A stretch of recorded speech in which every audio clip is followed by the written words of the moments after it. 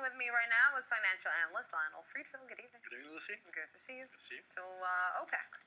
Yeah, it's actually, they had a meeting this morning in Vienna, Austria, and it was a critical meeting because OPEC is the organization for petroleum export country. You've got a country like Saudi Arabia, and they decided this morning they're not going to reduce the oil production in the world because there is one major problem.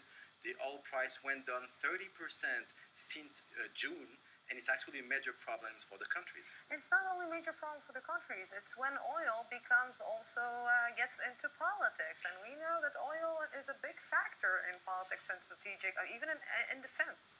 It is. Definitely. Usually the oil price, Brent, was quoting $100 or $120. Today it hits the lowest low in 4 years, being quoted in London $70. And there is two main reasons for that. The first reason, there is a slowdown in growth in the world. China, that used to lead the growth and have a double-digit growth, today is 7.5% growth. So the plant in China are consuming less, like petrol and oil, okay? But also the US. The US became like a really strong nation. No, they have shale guys, they have oil guys, and it is replacing the regular, oil. That's why today you have a really strong drop in a share, in a price of oil. Okay, let's go back now to one president that divided the world to good and evil, and let's divide the world to low and high. Who wants the lower price? Who wants the higher price? It's very simple, and it was actually a debate among OPEC members. You've got Saudi Arabia that didn't want to do the same mistake they did in the 80s when they actually cut 2/3 of their production in order to try not to price to go down further.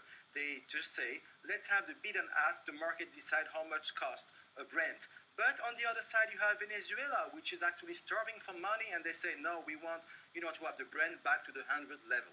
And of course we have Iran. Where is Iran in the middle of all this? Iran was actually more on the side of Venezuela. They wanted to have a higher price, obviously, for the Brent. Because they're losing so much right now, and because of the sanctions. Boss, actually, but definitely they need to make money, and the way of making money is having the barrel very high. Of course. Lionel Friedfeld, thank you very much. Thank you, Ms. Lucy. Two Frenchmen are slated to be sentenced in